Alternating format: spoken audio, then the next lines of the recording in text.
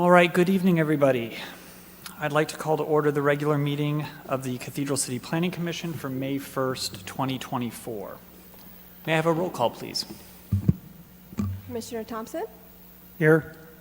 Vice Chair Malakoff, Here. Commissioner Lowe, Here. Commissioner Lee, Present. Chair Daly. Present. Let the record show all commissioners are present. Thank you. At this time, I'd invite everyone on the dais and in the audience to please stand for the flag salute.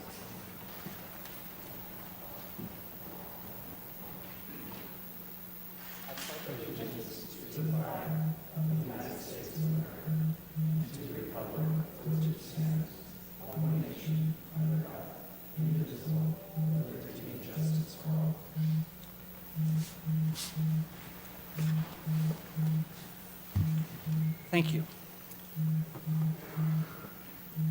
Are there any changes to the agenda? There are no changes to the agenda. Thank you. At this time, I will move on to, At this time, I'm going to move on to the approval of the minutes. Okay. Yeah. Okay? Yeah. Yeah, it might be out of order. That's fine. Okay, thank you. At this time, I'm going to move on to approval of the minutes. We're going to start with the April 3rd, 2024 minutes. Are there any requests to speak on this item from the public? We have no members looking to speak. Okay. If there's no further public comments, I'll close public comments. Are there any corrections or additions to the minutes from the commissioners? Move to approve. Okay. Can I get a second? Second. Hold on 1 second. Hold on. New system, 1 second. Okay. Wait, cancel. No.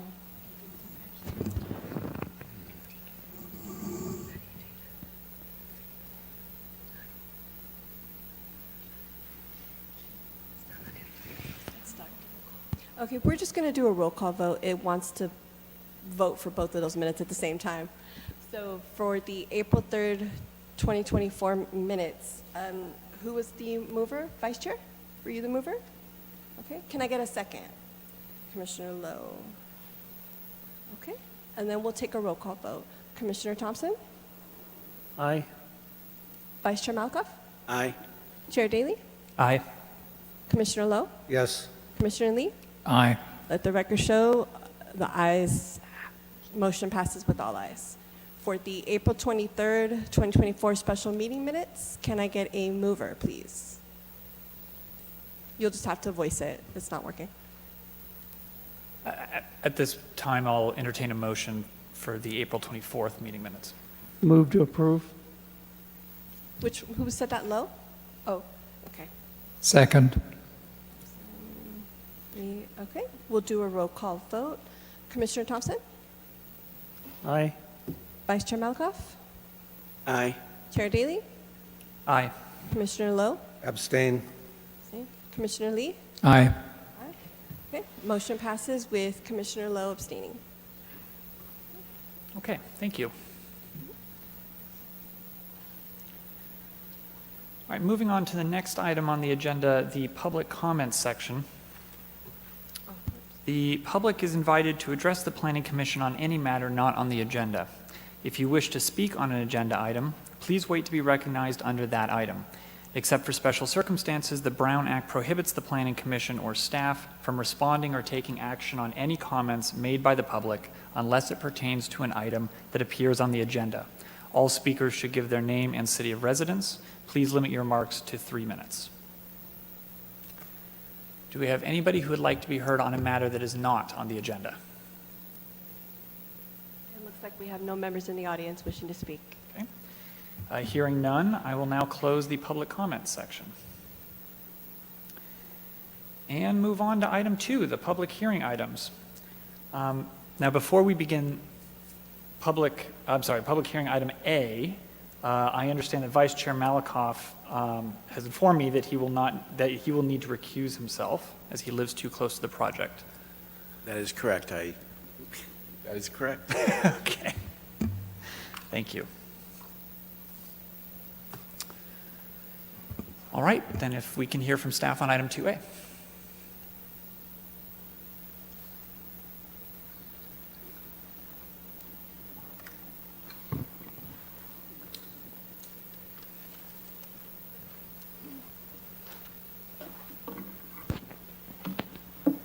All right. Good evening, Commissioners. My name is Manuel Rocha, Assistant Planner here at the City of Cathedral City. I bring before you today conditional use permit number 22006 for a wireless telecommunication facility by the applicant Will Kazemi on behalf of AT&T Wireless. The proposed project is located at 68051 Ramon Road within the property of the Palm Springs Bowling Alley. The property is zoned planned community commercial with the general plan designation of general commercial. The property is located to the north and east are zoned planned community commercial and are developed with commercial uses. The vacant property to the south is zoned multiple family residential, and the property to the southeast is zoned multiple family residential and is developed with multi-family uses. The vacant property you see to the west of it is actually located in the city of Palm Springs. The photos seen here are a view of the location of the proposed wireless telecommunication facility. The proposed facility will be located in the existing planter area shown here where the arrow is pointing. The photo to the right, it's used as a reference. It's an existing 6-foot enclosure that is located in front of the proposed facility. The reason that it's here is because the newly proposed structure enclosure will be measured at 11 feet 4 inches. So the one you see here is 6 feet. The site plan depicts a 554 square foot lease area located to the rear of the existing bowling alley. Within the lease area is a proposed telecommunication facility, which includes a ground and wall equipment enclosure, along with the telecommunications tower and surrounding landscaping. The proposed project will result in the elimination of 5 existing parking stalls. However, the minimum parking requirement for the Palm Springs Bowling Alley will still be met with a total of 184 spaces.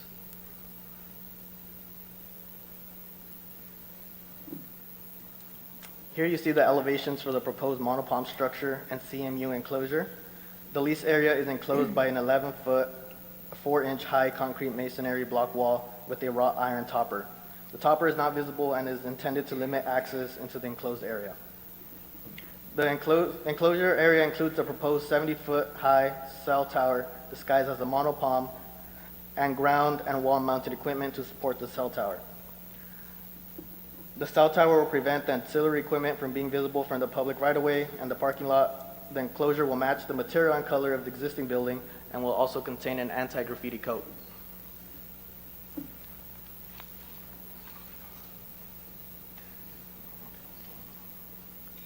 Go back. The enclosure will contain caution, warning, and information signage. As mentioned, the applicant is proposing a 70-foot antenna structure. The top of the proposed antenna measures at 65 feet in height. However, with the top of the monopalm fronds will measure at 70 feet in height. The monopalm will contain imitation fronds that will be painted in a green color. A covered DC power and fiber trunk will be routed underground and inside the monopalm.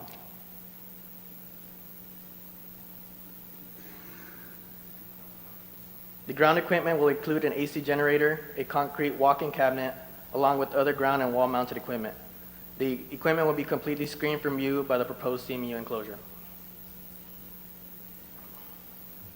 The monopalm will consist of 6 8-foot-long panel antennas and 1 4-foot-long microwave antenna, which will be screened and concealed with the imitation fronds.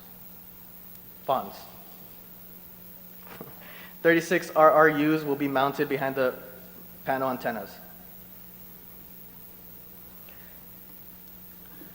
So as you see the landscaping here, it will actually differ a bit when they do submit for plan check.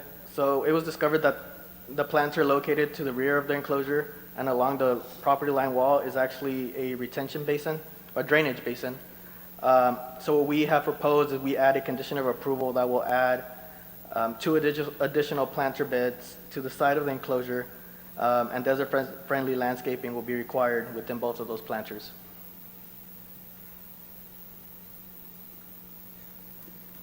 This photo shows what would be the view of the facility if it were to be viewed southeast from the parking lot of the bowling alley.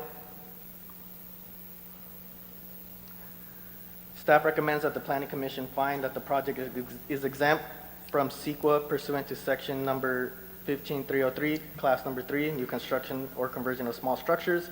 Staff also recommends that the Planning Commission approve conditional use permit number 22006, subject to the attached conditions of approval and based on the findings contained in the staff report. Thank you. I'm available for any questions, and the applicant is here as well. Thank you so much. Does anyone from the commission have any questions for staff? Yes, sir. Yes, you may not be able to answer this question, but staff might be able to. Do we have an active CUP for a project on the south end of this parking lot and to the south of this property? You're referring to the vacant land to the south of the site? No, we do not. Thank you. Commissioner Lowe? Yes, I'm just curious, because of the location of the monopalm relative to the airport, did you need or was there any reason to submit this to the ALUC to get their comments? Yeah, Commissioner. So we did reach out to ALUC, and they did inform us that it would not need their review. Thank you. Commissioner Lee? Yes, and just before I ask you a question, just a comment for the staff. I don't seem to be able to open attachments while you have a vote pending. Oh, actually.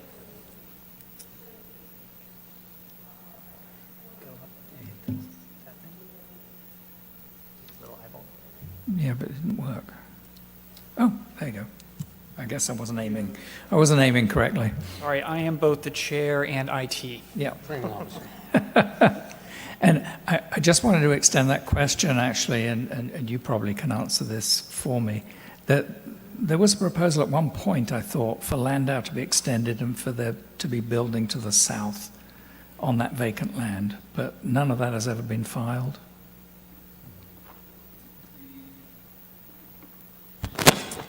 There was a proposed project behind there for some apartment buildings. That never came to fruition. And with the Ramon Road Bridge project, Landau will be a four-way intersection, and it'll taper down to basically a two-way road, but it'll terminate at the end of this property with driveway access. If there's any project that utilizes the vacant property to the south, then it'll be extended. Okay, so we don't have a plan for that vacant property, and that Landau would terminate before that property right now? Right, but it'll end up being just a two-way road by that point. Okay, right, thank you. In which case, no more questions. Okay. Any further questions for staff? No? All right. Thank you. Thank you. Is there anybody from the public who would like to be heard on this item? Do we have any questions for the applicant? No? Okay. Thank you. In that case, I'll close public comment on item 3A, and I would entertain a motion. It's 1 second. I'm sorry, 2A? What am I on? 2A. Okay, I'll move. No?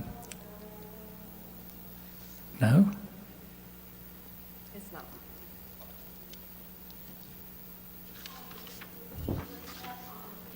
Yeah, it wants you to still vote on. Oh, okay. So we'll just do, yeah, we'll just have to roll call. So who moved, who was the?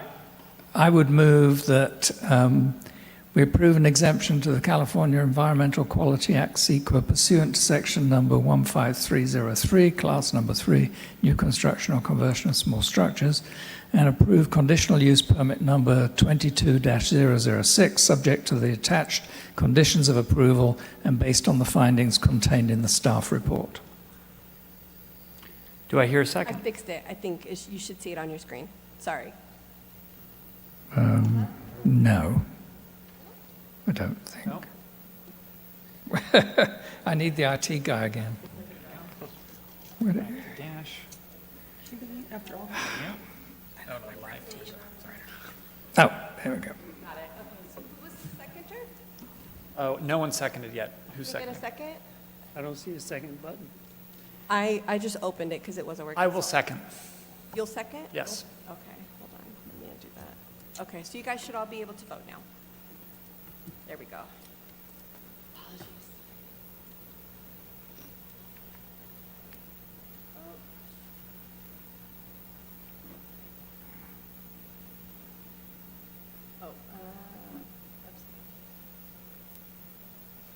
Okay, so let the record show, a motion was made by Commissioner Lee, seconded by Chair Daley, with Vice Chair Malakoff abstaining to approve conditional use permit 22006.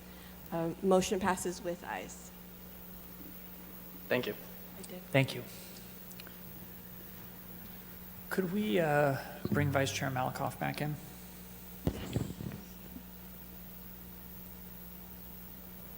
Great. And while he's coming up here, I just want to say, we're trying out a new technology. This is our very first meeting tonight with this new program, so I appreciate everybody's patience.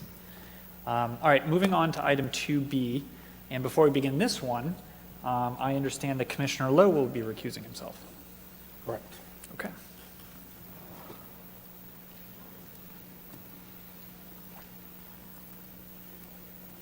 And And- I need to disclose on this one that my firm works with Terra Nova Planning and Research and with Herman Design. Although not on this project, and there's no conflict of interest, but I just wanted to disclose that. Thank you. I discussed it with Director Firestein, and we're good.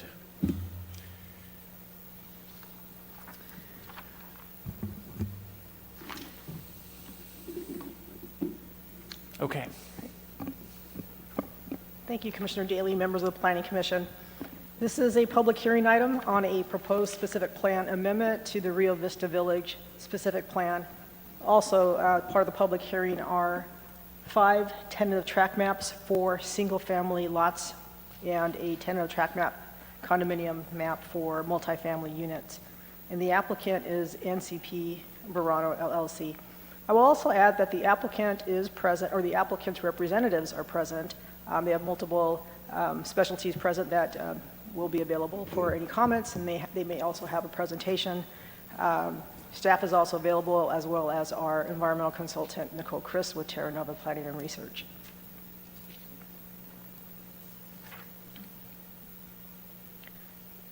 So the commission may recall that just last week, on the 23rd, I believe, we had a discussion item on the proposed amendment to the specific plan document only. And during that discussion, we did go over the more substantial or changes of significance. There are multiple edits in the specific plan document. A lot of that is trying to the best we can, modernize the specific plan, given that it was adopted back in 1998. And so, so that's just some background as far as the specific plan amendment. We didn't have any discussion. We noticed it for this evening for the tentative track maps and the environmental document that was done. But the project does propose to amend the specific plan. It has the maps for single-family lots, up to 459 single-family lots. There's a few lettered lots incorporated into the various tentative track maps. There's also a tentative track map for a proposed multifamily up to 375 units. There's also a density transfer being proposed within a few planning areas of the specific plan, which is in accordance with the provisions of the specific plan. So this is a vicinity map that came straight out of the specific plan. You can see that the specific plan area, it's about 303 acres. It's north of Verona Road, south of the I-10 freeway and the railroad tracks, and it is west of Landau Boulevard. This is an aerial view. To the south, you do have a residential community. To the east, there is vacant land. To the west, it's vacant as well, and the north is vacant. There are approximately 470 dwelling units already constructed within the community.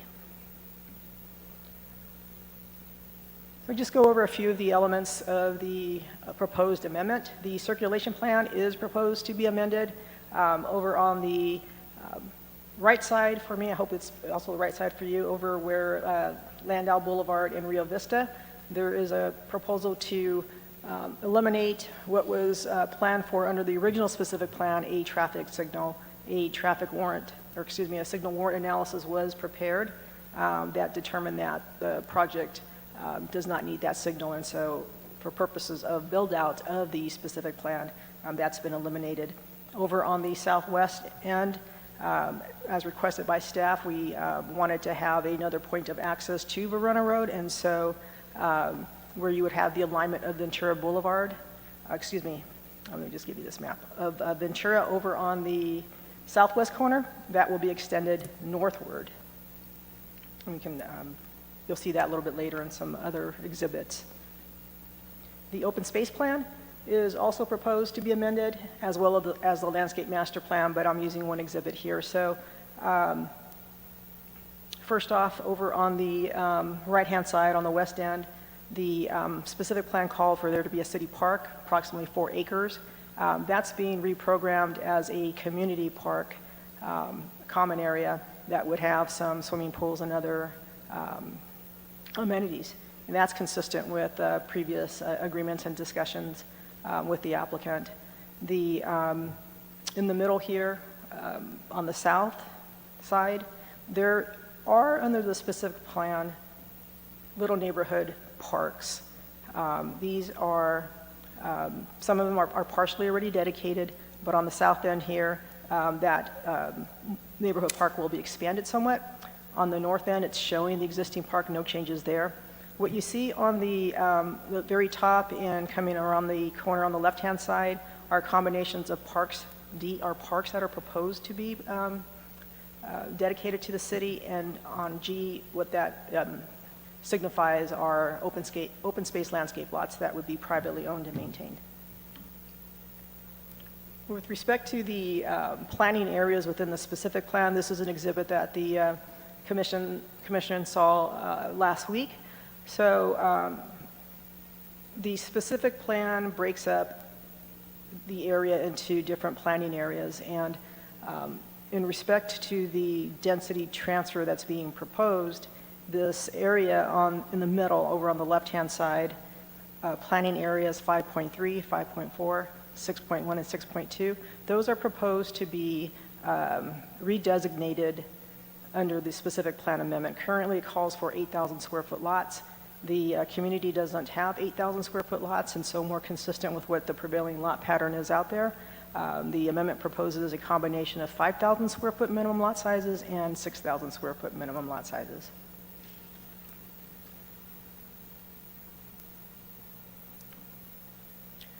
We spoke at the last discussion item on the development standards, and I didn't add the tables or the sections in the presentation. It is in the specific plan, but a new section, section 5.9, is proposed to be added in the specific plan that establishes standards for the developments under consideration, the tentative tract maps and the multifamily map. There are specific tables. Table 5.1 has standards for the single-family lots, and Table 5.2 has a table for the multifamily lots. So those go into the setback requirements for the developments, the height. At the last meeting, Commissioner Lee asked about the height requirements under the specific plan. The height allowance for the residential is 35 feet. I misspoke. I incorrectly stated that for the multifamily it's 40 feet. That's wrong.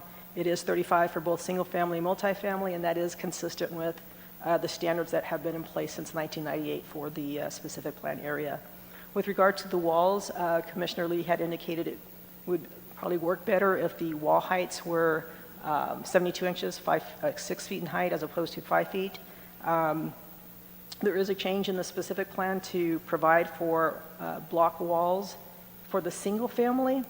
The multifamily would be optional, provided that those interior walls are not visible from public roads. They are allowed to be a different fence material.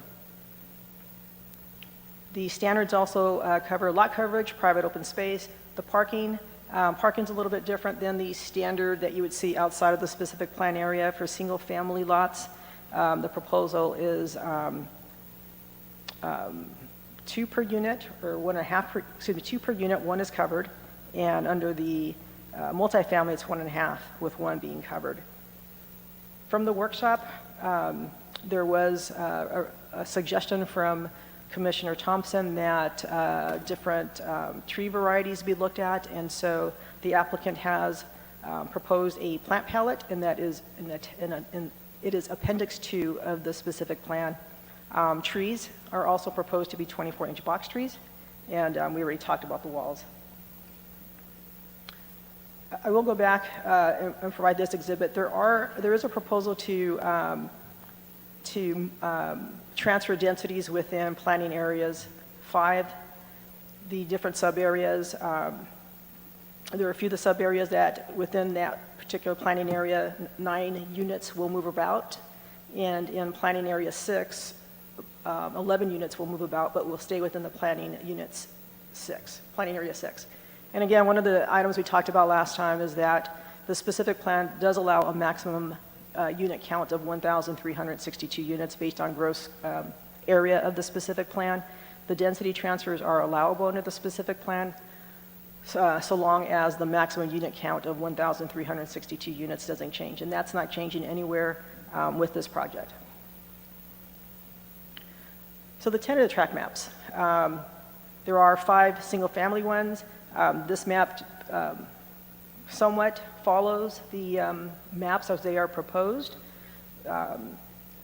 Tentative track map 38709. I'm going to refer to my notes in a minute.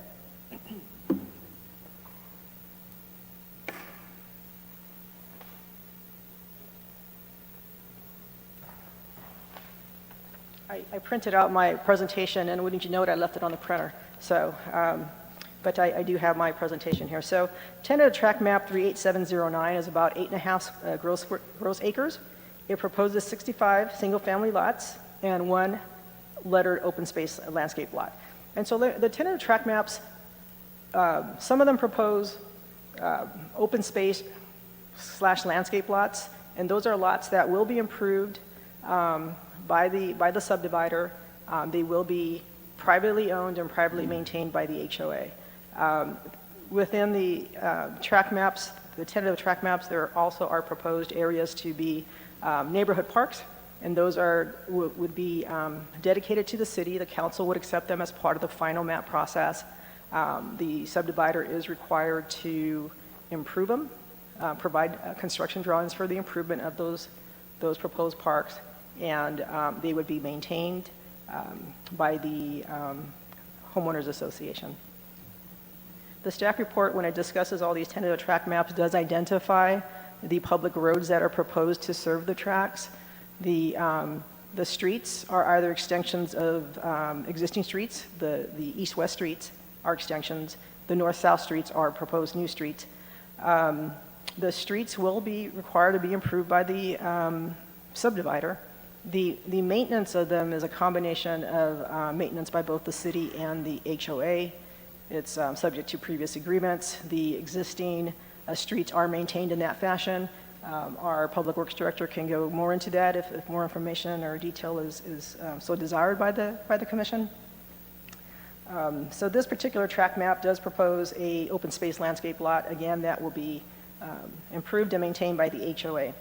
This particular map, the minimum lot size is 4,000 square feet per the specific plan, and that's being met by the plan. This particular map, if you, on the west end of it, there's a portion, it's adjacent to already dedicated lots to the city for park purposes. The map, this particular map will be conditioned to prepare construction drawings and improve the parks and maintain them. The next track, 38710, this is about 23 gross acres and has 121 single-family lots proposed and 3 letter lots. So the lots A and C, the letter lots, are open space landscape lots, and Lot B is proposed to be a neighborhood park. This particular tentative track map is also adjacent to lots that were previously dedicated to the city, and similarly will also have the same requirement for improvement and maintenance.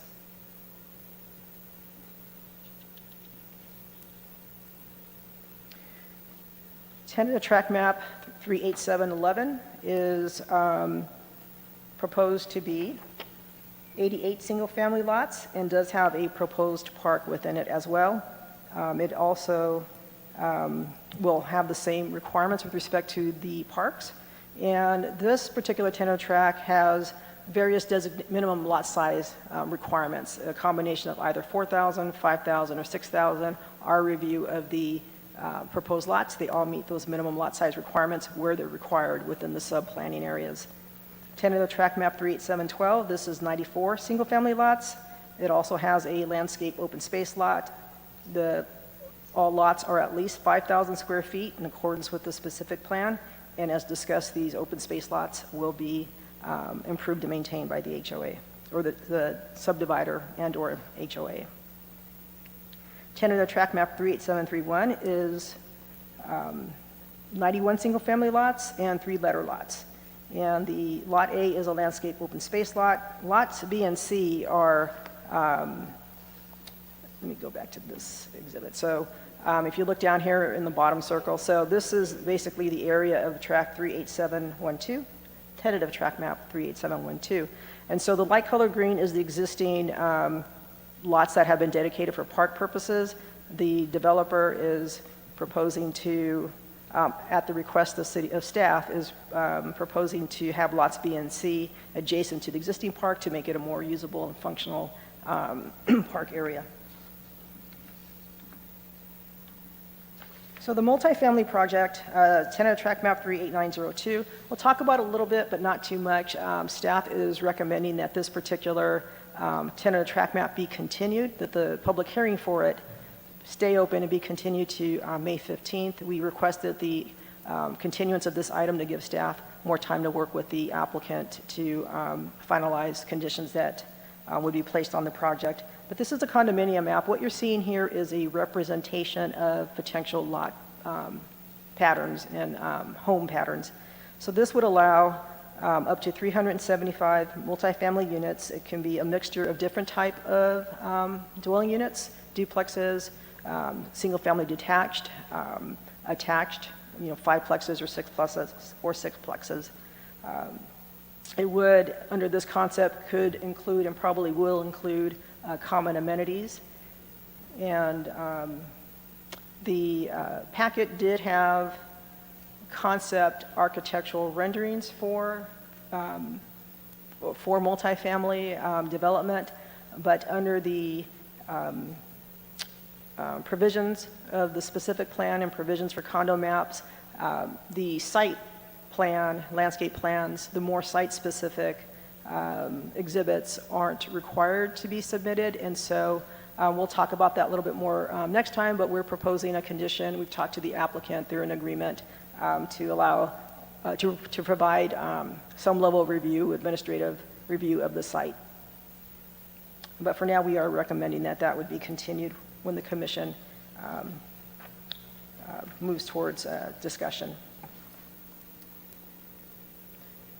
The project was reviewed from the CEQA standpoint. The specific plan, when it was adopted back in 1998, was adopted through a mitigated negative declaration that was prepared.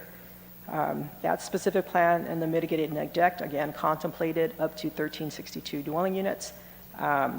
In July of 2021, the city updated its general plan EIR. With this project, a CEQA consistency analysis was conducted pursuant to CEQA, and so that consistency analysis did a number of technical studies to determine whether it was consistent with the mitigated neg deck that was previously adopted and whether it was consistent with the general plan EIR. The consistency analysis determined that it is consistent with those two documents, and so no further environmental review is required. It does, under the consistency analysis, include some modifications to mitigation measures. However, they're not new mitigation measures, they're modified mitigation measures, and they don't trigger any additional environmental analysis beyond what's been prepared. The CEQA consistency analysis was peer-reviewed by Terra Nova Planning and Research, and so there were several reviews on that document, and so staff is confident with the consistency analysis that was done. The mitigation measures that were identified under the consistency analysis are incorporated into the conditions of approval for each tentative track map. Under state law, we are required to consult with the Native American tribes under SB 18 requirements. We did send out consultation letters. We did consult with the Agua Caliente Band of Cahuilla Indians. They did ask for certain conditions to be incorporated into the track maps, and those have been incorporated in the conditions of approval.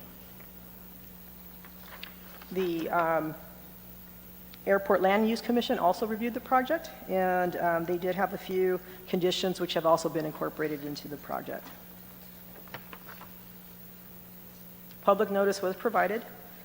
We did, as we indicated last time, we did a notice for both Planning Commission and City Council. We are moving, we are having a City Council hearing, at least it's scheduled for May 8th. Of course, it is a risk. We understand that because we are still going through this process, and the commission does need to take an action for it to move forward. We did receive one letter of correspondence from a resident on Verona Road, and the resident expressed traffic-related concerns with the build-out of the specific plan area. The commission would like the clerk to read that. They can read that into the record for the commission.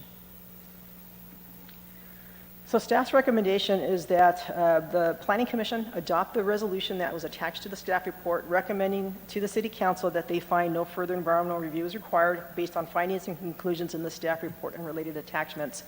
The resolution did have several findings and within the resolution, and so we're not going to repeat them for this presentation, but they are in there. The recommendation would also be to adopt an ordinance approving the specific plan amendment and density transfer, and to approve the tentative track maps 38709 through tentative track map 38713. And again, move to continue the public hearing for tentative track map 38902 to May 15th, 2024. And that concludes my presentation. And I'm happy to respond. Again, the applicant is present along with their representatives, and we also have staff in Terra Nova available. Thank you so much. All right. Vice Chair Malakoff, do you have any questions for staff? Yes, I do. Under the second unit ordinance, now I know the city has like three plans that somebody can just pick up and use and submit to get automatically approved ministerially. But the architecture in Rio Vista Verano is going to be a little bit different. So are there specific second units, additional dwelling units for Verano that would be consistent with the architecture there? Or are they going to be able to use the same three plans that for citywide? So you're correct. The city is moving forward with a program of pre-approved ADUs. They do have two different architectural styles. The sizes of those units would accommodate the majority of lots in the city, but they're not going to work for everybody as far as sizes. With respect to architectural styles, our ADU ordinance does include in there that that the ADU design should be complementary to the primary residence. We understand that these particular designs are probably going to be a little bit different than that, so that's something we'll have to reevaluate. Depending on the lot size, it may not work. Depending on the design of the homes that are ultimately constructed, it may or may not work, and so it's not going to be one size fits all. So like if somebody, it's unlikely that somebody would come in with a craftsman design, but then you would talk to them about having something more in the modern Spanish style architecture that's in Rio Vista for a second dwelling unit. We would have that discussion, yes. Okay. The blow sand, so I reread the blow sand plan, and so am I right that basically There are some conditions that were built into the project to mitigate the impacts from blow sand, but the majority of it's going to fall on the HOA to just clean it up after each occurrence. Is that correct? I'll go ahead and defer to John Corella or Nicole Christ.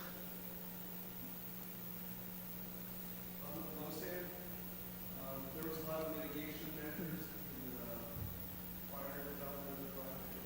Continuing them here, they basically went through there, and what you're seeing in the document is a revision of what's been done and what will be going forward. The blow sand mitigation that you see in the document has a lot to do with how to mitigate the blow sand from coming on the site.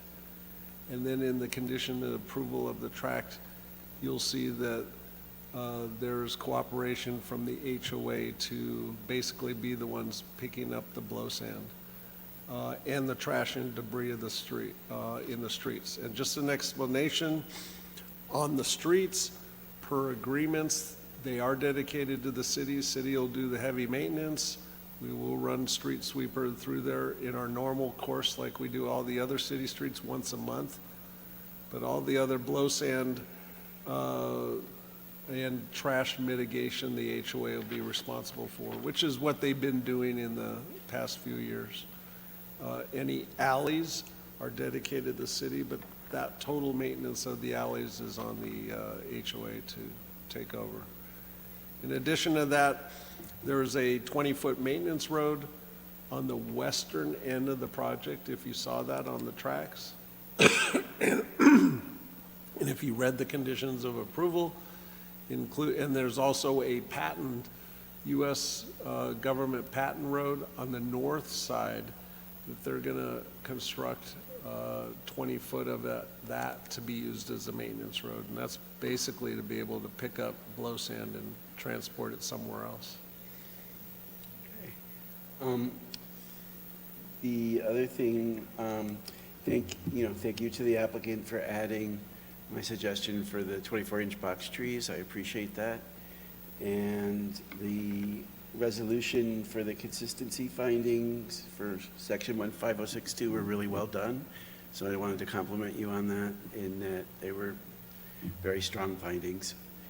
And the last question, probably for Mr. Corella again, is if one of the merchant builders that takes over one of these tracks wants to do like a -1, -2 phased map, does that have to come back here, or is that an administrative process?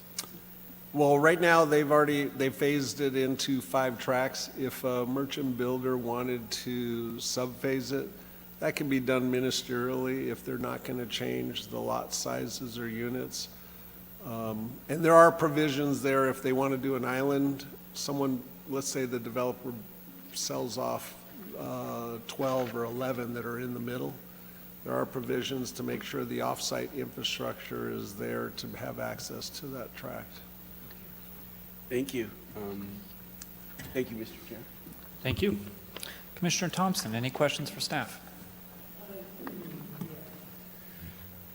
Thank you.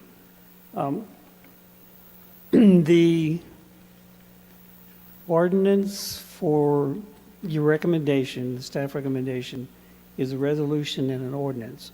I didn't see anything in the package about what's the wording of this ordinance and what's the reason for it. So the commission's action that's being recommended is to adopt a resolution recommending that the city council adopt an ordinance amending the specific plan. Whenever the commission makes a recommendation for an ordinance, a legislative act, to the city council, there is a resolution that we ask the commission to adopt, making that recommendation. The reason why there's an ordinance involved is that the specific plan was originally adopted back in 1998 by ordinance. And so whenever it is modified, it has to be modified by ordinance because that's the way it was first adopted.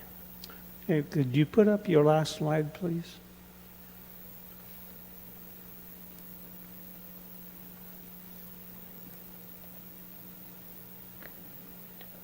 It's up, but it's not.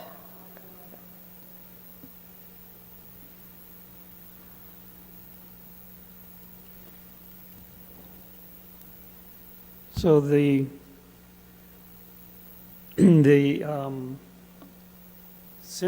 middle bullet where the ordinance is approving the SPA 97, that's the specific plan amendment.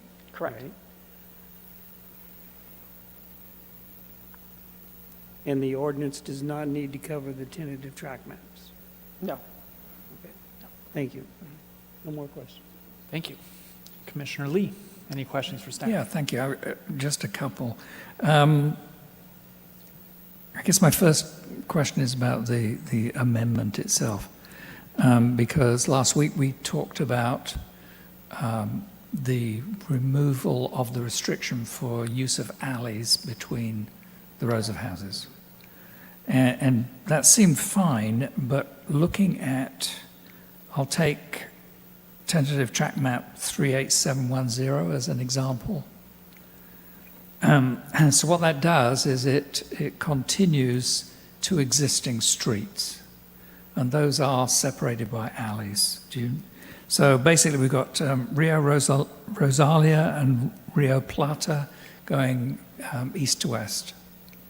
And those will be extended into this new track map. But it looks like we simply have lots now in that new track map. So those alleyways that exist for the street won't necessarily exist in the extended area. Is that correct? That is correct.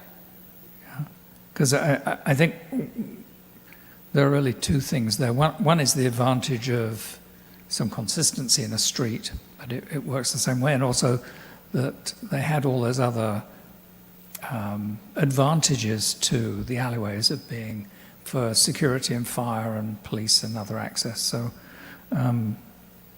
it made me think again about whether that was really a good idea to just abandon the alleys.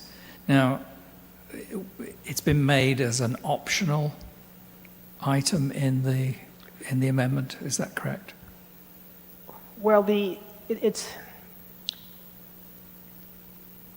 requirement for the alleys along Rio Vista Drive have been eliminated. It is optional in the specific plan, and the applicant has chosen the option to not provide alley-loaded lots on the 5 tracks, or the 4 tracks. There is one tract, 38709, that does have an alley. And that's just to finish out that portion that's already constructed and existing that has an alley, so it'll finish out that portion. But then the remainder of all the tentative track maps are front street loaded. Oh, okay. All right.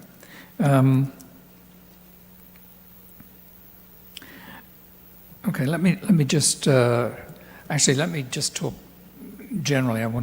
We talked about this yesterday, but just to remind me, so, and it's prompted by another question from another commissioner, that if we approve the track maps today, then those will go forward, and none of that will come back to the commission at any point. Correct. So the commission's hearing this evening is on the tentative track maps in addition to the density transfer and the specific plan. And so assuming and provided that the Planning Commission moves all that together as a package, then the City Council would have a hearing to act on the specific plan, density transfer, and the 5 tentative track maps that are on single-family lots of record. Those will not come back to the Planning Commission. The only thing coming back to the Planning Commission is the condo map for the multifamily. Okay, and following up then also on the ADU issue. So we already passed amendments related to ADUs and lot splits, so on. So all those rules will still apply to this development as well, will they not? I believe they would, yes. Yeah, so I mean, so minimum of 800 square feet and so on. Correct. Yeah, okay. I'm just wondering how that works in some of these smaller lots, like 4,000 square feet, whether or not it would be practical. And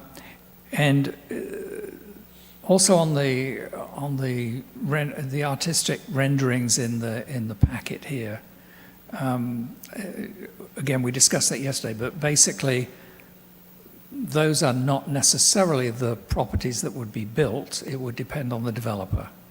And the developer has a design review process for those properties. Right, so what we anticipate is that when the commission, on the 15th, when the commission continues the hearing for the multifamily, you'll have a set of conditions, and we will have a condition in there that would require, prior to the submittal of building permits, that an administrative design review application gets submitted to the city that can be reviewed at staff level, that would then allow us to look at the architectural elevations, make sure the site plan meets the development standards in the specific plan. So it wouldn't be specific, it wouldn't just be left up to the developer in that case. Well, the ultimate design, provided that so those plans, when they come in, we'll need to make sure that they meet the guidelines that are part of the specific plan, that the setbacks are being met, landscaping requirements are being met, different type of site improvements that you would typically review under a site plan, we would review at a staff level. Right. My concern yesterday, as you know, was maybe you abandon all these nice artistic renderings and go with industrial or some other completely different type. So the specific plan does talk about community character guidelines, or character community guidelines, something to that effect. And in that document, there are architectural styles that are part of the specific plan that the developer would demonstrate that they're meeting those. In addition, the architectural plans are subject to the review of the master design board for the HOA, and so provided it meets the community character guidelines, they review that, they let the city know that those are acceptable to the HOA. That's our level of review on those. Okay. I wanted to go back to the issue about traffic because, and it's probably a question for you really, but so I visited that area actually by accident when the school was coming out. You didn't have an accident, did you? I did not have an accident because then the warrant would be a requirement. But when the school was coming out, there certainly was a very busy area. So when do we do those traffic reviews? Do they cover different times of day? You mean for during even the Warren study that looked at eliminating the future traffic signal there that was really intended for when a Landau would go across the freeway. All those Warren studies do an AM and a PM analysis based on the uses in the area. So for a school, it has the specific AM and PM peak hours. For multifamily, it'll have the specific AM, PM peak hours that it'll analyze, and same with residential. And the traffic engineers analyze them by use, like a single-family resident would have approximately like 8.4 trips a day. You would attribute it to. The multifamily would have a little less. And then schools will have a different peak hour depending on the time that they start and stop. So is that They done? account for all that. Is that measurement done as an actual measurement, or is it through an actuarial table, or how does it work? Everything in the planning stages of projects are done basically off of tables, but because it has to integrate into areas, they go out there and physically do traffic counts. And even on the signal Warren analysis, whether it's needed or not, they went out there and performed traffic counts and confirmed what was in the Warrant analysis. Okay. As well. Good, thank you. One other question, it was more curiosity, I guess, than anything, but the developer did talk about having created reservoir under the CVWD agreement. I just wonder where the reservoir is. The reservoir's across the freeway, Okay. behind the berm. The only reason the only thing that made me think about it was that in reading the airport report, their requirement was that things like the retention basins had to drain within 48 hours so as not to attract ducks. So is the reservoir open? I mean, will that attract No, ducks? the reservoir is actually built. It's a concrete buried reservoir. Oh, And okay. one of our it's right across the freeway. All right. One of our requirements was it had to be hidden, like they hide all the other reservoirs that they have. And on the retention basins, that's really not an issue because our requirement for the infiltration rate is 36 hours to be infiltrated. So that kind of trumped the whole ALUC, Airport Land Use Commission's concern about, having standing water in there. Right. Okay. Yep, that was all. Thank you. Thank you. Any further questions for staff? Thank you so much. Thank you. I understand that we have several people here from the applicant. What I would suggest perhaps is we start with one individual, and as we have specific questions, perhaps we can have other folks address the commission. Come on up. Good evening, Commissioners. Nice to see you again. My name is Connie Dobreva, and I'm here to essentially introduce the applicant team and help field questions. Here with us tonight, we have Fusco Engineering, the project engineer. We have Herman Landscaping to answer any questions related to landscaping or park design. We have WHA, who is here to answer any planning questions or anything specific about the specific plan or the alley loaded. So if we want to get into any details, we have the ability to do that. We also have our legal team, and the applicant owner is here as well. And as I said, my name is Connie. We have a brief presentation that we can make, or we could just skip right to questions. We just want to thank staff. Sandra did an amazing job of covering everything. Staff's done a wonderful job of answering your questions, so I don't necessarily need to bore you with another presentation. I appreciate that. Well, to be frank, I think I'll just leave it up to you. If you feel that you want to give the presentation, we're happy to hear it, or? At the very least, I can show you a couple slides of the reservoir. Sure. I love a good reservoir.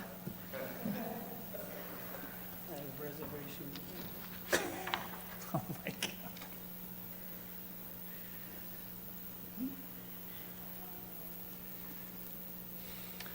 Sandra, put it up.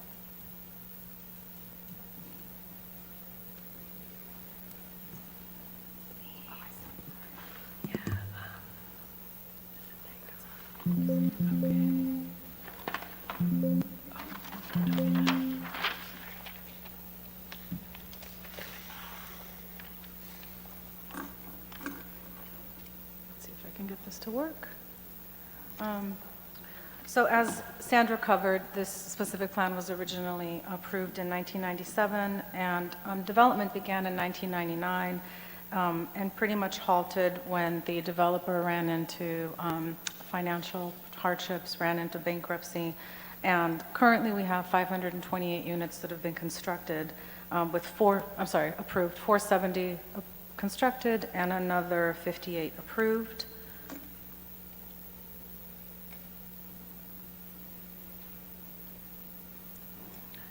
The reservoir work began in 2022 and was completed in February of 2024. This is a 2.5 million gallon reservoir, and this is among some of the other water quality and water-related improvements that the applicant has done, including building a new well and booster pump, and then replacing the booster pump in well number 1.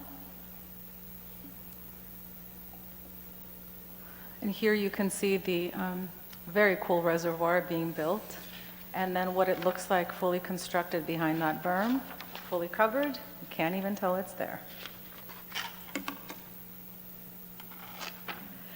Some of the other improvements that the applicant is working on is implementing the sand removal of the area. We know that that's currently a problem, as well as completing the recreation center, which has been laying there unfinished for 20 years, and in fact there's a shell for where the pool should be. So all that will be completed.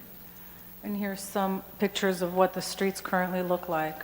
And as a part of the association's, the homeowners association's obligations, they will have to eliminate sand at least every 6 months or as needed. So if an event occurs, they will also have to go out there and clean it up.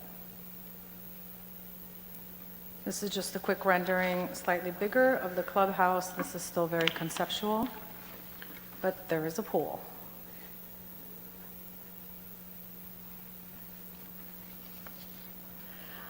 We wanted to very quickly cover the purpose of the specific plan amendment. The applicant saw an opportunity to bring this unfinished project back to life with homes that fit the range of households, and in addition to providing usable and additional open spaces and improving the main recreation amenity. The unit count in the specific plan is staying the same as was originally approved, as we've talked about. And the lotting and layout has been updated to remove the majority of the alley configurations, but not all of them, and instead is implementing conventionally loaded homes. Other elements that have been addressed for improvement in the specific plan are inclusion of new home types that offer more choices, including attached and detached configurations, as well as private yards and more common open space. So part of what eliminating the alleyways did was provide additional usable private open space for the residents.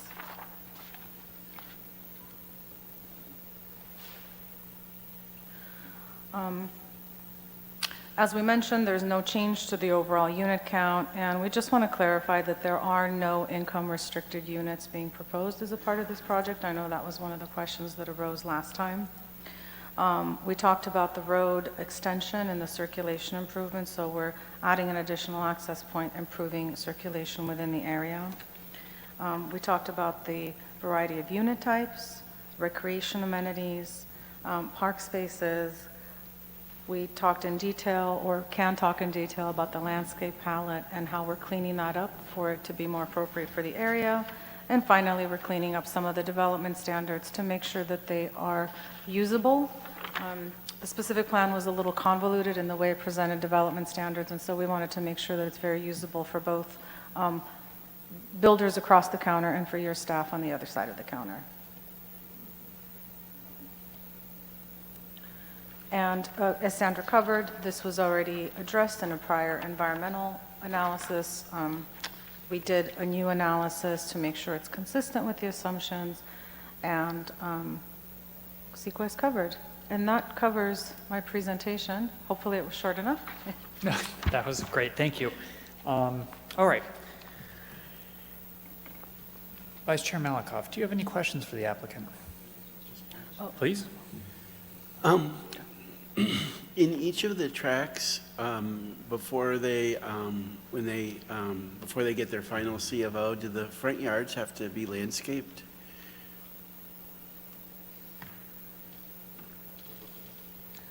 Will the front yards be landscaped prior to C of O? Yes. It's a yes.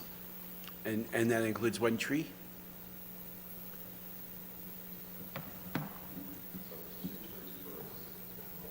Two, even better. Okay, that was my only question. Okay. Commissioner Thompson? No question. Thank you, sir. Commissioner Lee? Back on the trees again. I understand it's something of a challenge when you're in a windy area, in a desert, so you want drought tolerant, they have to stand up to the wind. I wondered if you'd also consider, or a landscaper has considered, as I sit here crying, not because of your beautiful presentation, but because of my allergies. Things like Palo Verde are often blamed for a lot of allergy problems. So has that been considered in your plan? Let's see if somebody can come up and answer that question.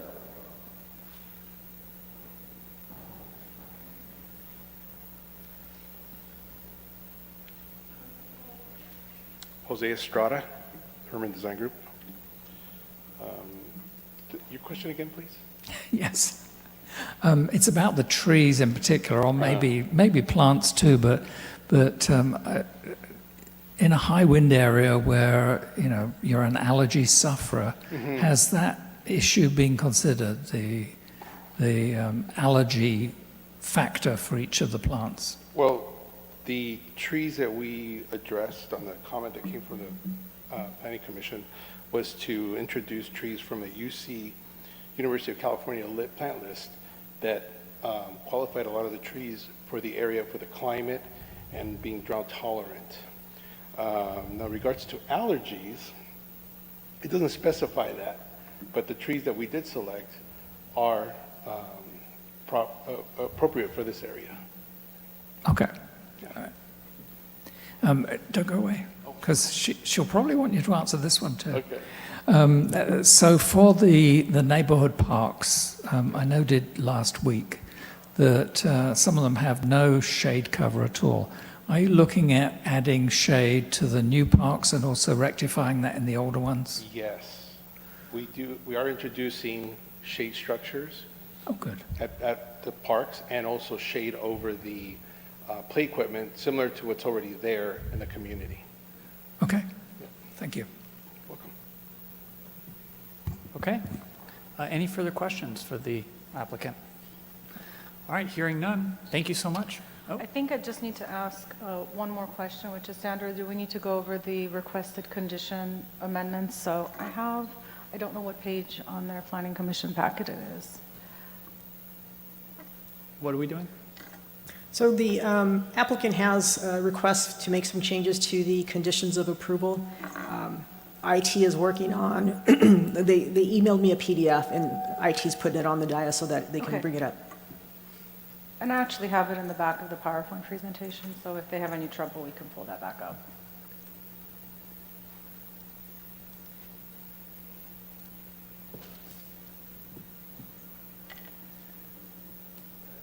Has the planning department seen these proposed changes? Yes. Just now, or?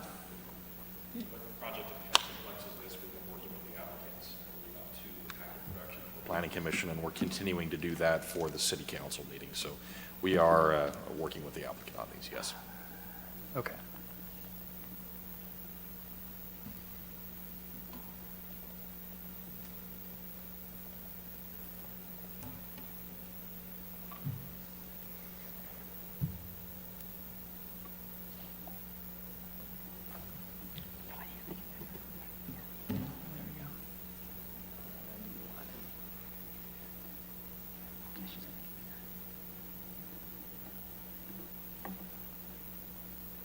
And then I gotta do is just,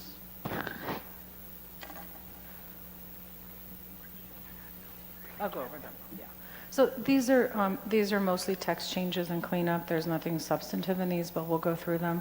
This is, in condition 2.1, we are adding a reference to the amended and restated purchase performance agreement, or PAPA agreement, so to ensure that those updates will occur based on both the city ordinance and the existing agreement. The second one is eliminating an outdated condition related to the Community Facilities District, so this is no longer applicable.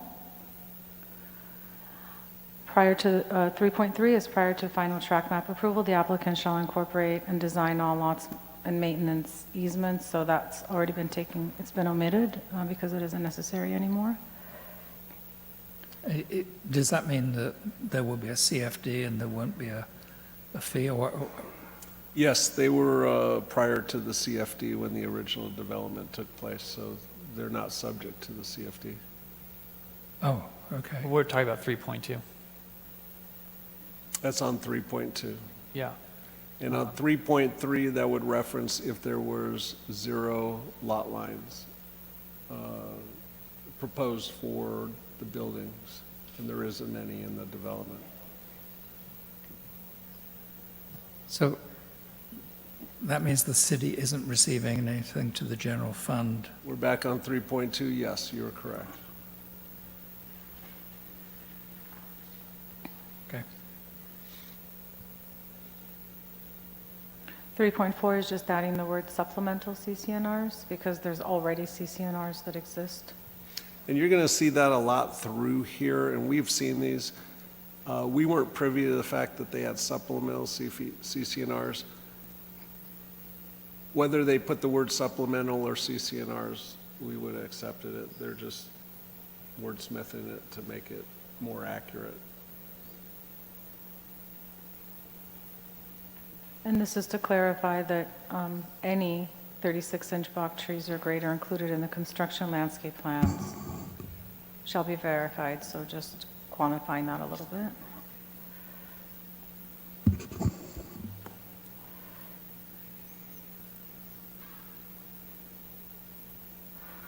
So the change here is that the applicant will include, this has to do with cleaning of roadways. So rather than daily responsibilities, it's regular maintenance. And then again, the supplemental CCNRs. And this is to clarify that the improvements that are going to occur in the roadways are similar to the roadway improvements that currently exist in the development, and will be consistent with the PAPA agreement. And this is it's a similar language here.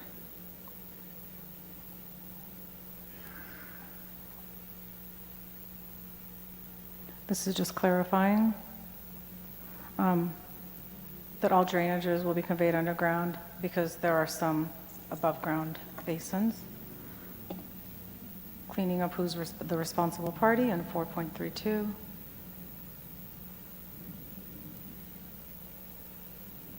Clean up land. FTM, I assume, is final track map? Yes? Yes. Thank you. And then just similar cleanup items. Okay, that's the extent. Okay, and the planning department has obviously seen these.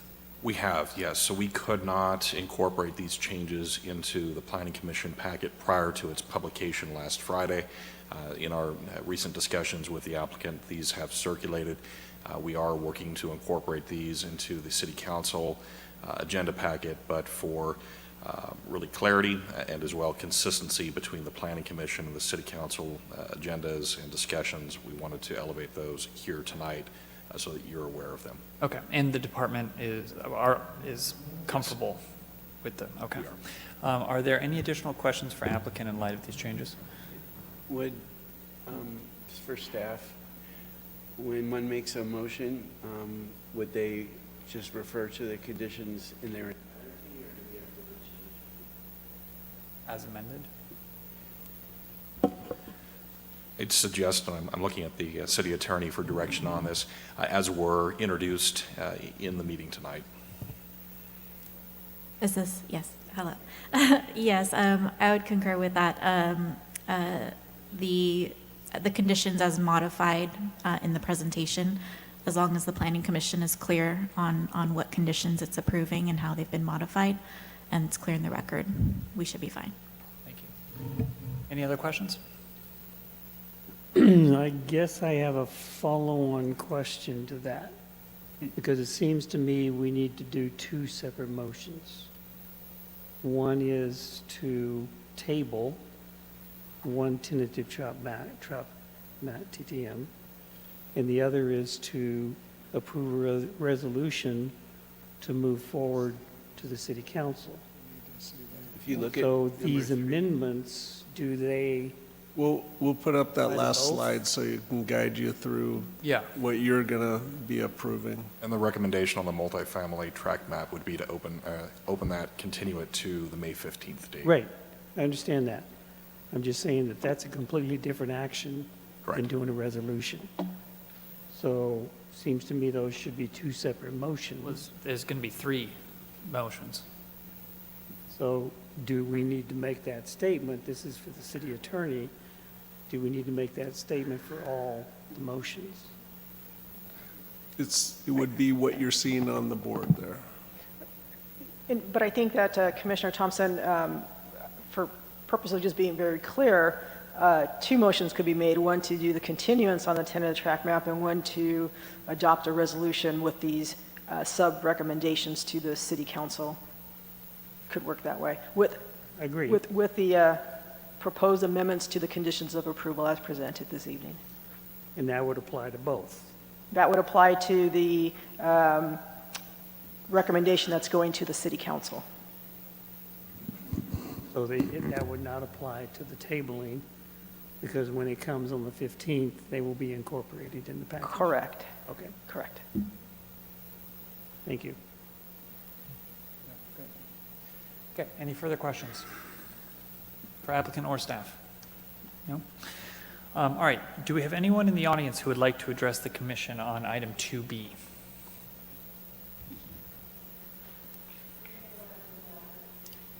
I believe, I forgot to unmute myself. We have no members in the audience looking to speak. okay, I do believe that we had somebody write in. We did. Did you want me, it was the correspondence Sandra mentioned in her presentation. You want me to read it into the record? Yes, please. Okay. So this is from Greg Bester. Dear Ms. Molina, I live on Verano Road, right across the street from the vacant lot where they are proposing to build 834 residential dwelling units. I am concerned about traffic. Right now, Verona neighborhood that has been built out in the last 5 years, the traffic is very dangerous. People going north and south do not stop at the signs at Verona Road and Landau Avenue, and also at Verona Road and Avenida Quintana. When I travel east and west on Verona Road, I come to a stop, and if there is a car coming from the cross street, I wait completely until they stop. 80% of the times, they do not stop. It is a very dangerous situation. If the police wanted to easily increase the income of the police department, they should park nearby and watch for moving violations at the stop signs. I can just imagine how unsafe Verona Road will become with all the automobiles traveling in and out of the 834 residential dwelling units proposed. Thank you so much.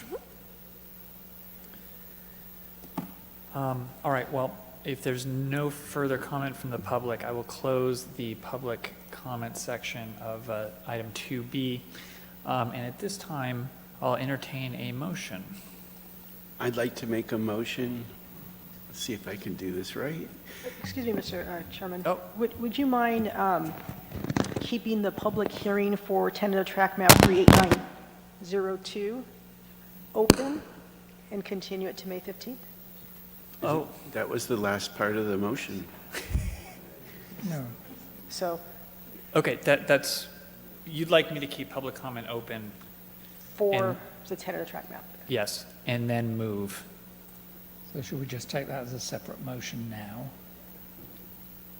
That would probably be cleanest. Okay, Yeah, let's do Chair, I that. might suggest taking a motion first to keep the public hearing open for that particular track map. And then you can close need the a public motion to hearing do on the that? balance and take a We motion. need a motion to reopen public hearing? Okay, fine, that's fine. I would entertain a motion to reopen item 2A for public hearing. So moved. Do I have a second? Second. Thank The you. motion that should be up on your computers, you can just use it for that one. Which motion? I'm sorry, Chair, I do not understand the motion. The motion is to open public comment for item 2B so that it is open while we apparently move. Try that now. Let's see if that works. So this doesn't seem to show We're me the text keeping- of the motion, so it doesn't tell me what I'm voting on. We're keeping the public hearing open, not public comment. Okay, it should tell you, Well, no, it's not doing it. Okay, we're just gonna do roll call. well, hold on. Yeah. for the Hold on. public. So, I'd like to understand what Commissioner Lee's motion is. so my instruction, I thought, was that we were going to keep the comment section open on 2B. This would be the public hearing for 2B, right? Well, I don't think we had closed 2B as the public hearing item because we hadn't had any action on it or voted.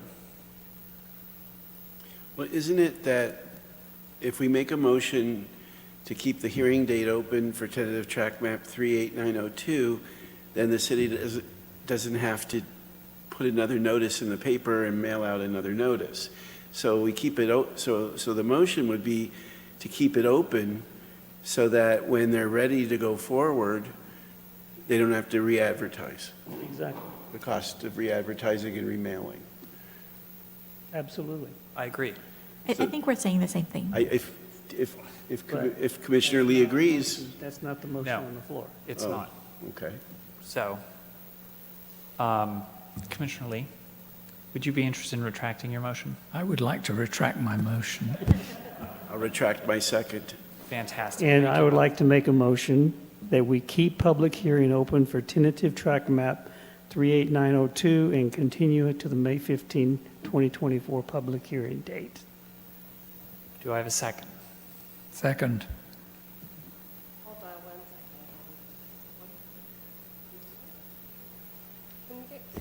second. Commissioners, I'd like us to just do roll call votes for these two motions, even the second one that we're going to do in a moment, okay? So if we can please have a roll call? Okay. So we'll do Commissioner Thompson, Yes. Vice Chair Malakoff, Yes.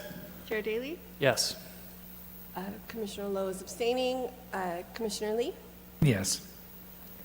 Motion carries all ayes. Thank you. Can we make the motion for the main thing now? You most certainly can. Thank you, Mr. Chair. See if I can do this correctly. I move that we adopt a resolution, Attachment 1, recommending that the City Council take the following actions.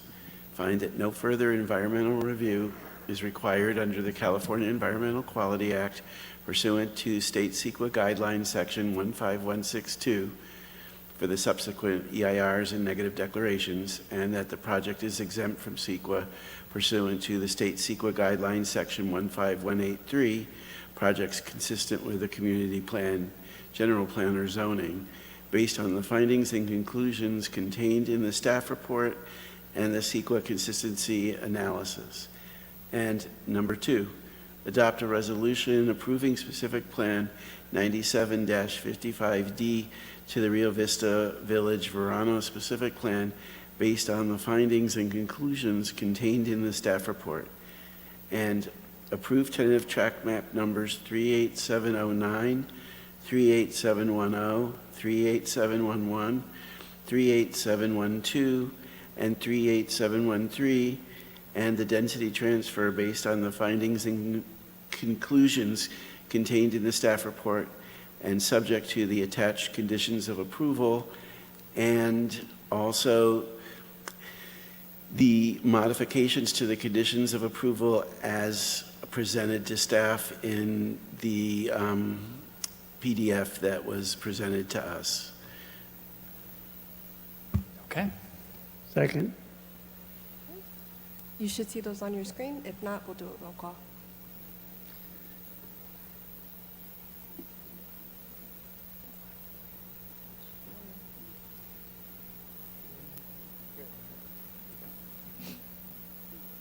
I was on the wrong screen.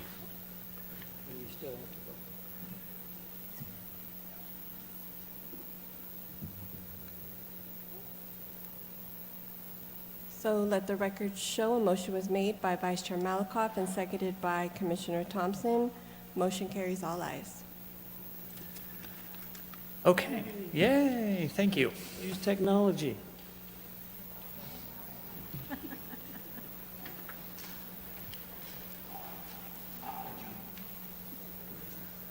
Thank you.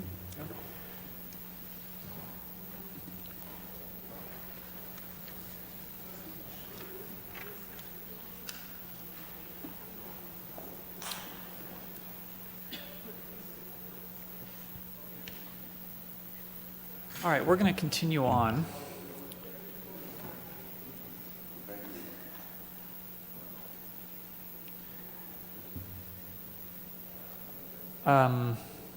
Discussion on future agenda items. Are there any future agenda items that need to be discussed? So this is a new section on your agenda. I see that. and We are going to use this in the future to create a look-ahead agenda for the Planning Commission, so you have a sense of what's in the queue, what's in the pipeline, and what you'll see on upcoming agendas. Tonight, we don't have anything to share, but you will see that start to come before you. Wonderful. Thank you. Are we going to be able to discuss things that we'd like to see as well? We can talk a little bit more about that, yes. Okay.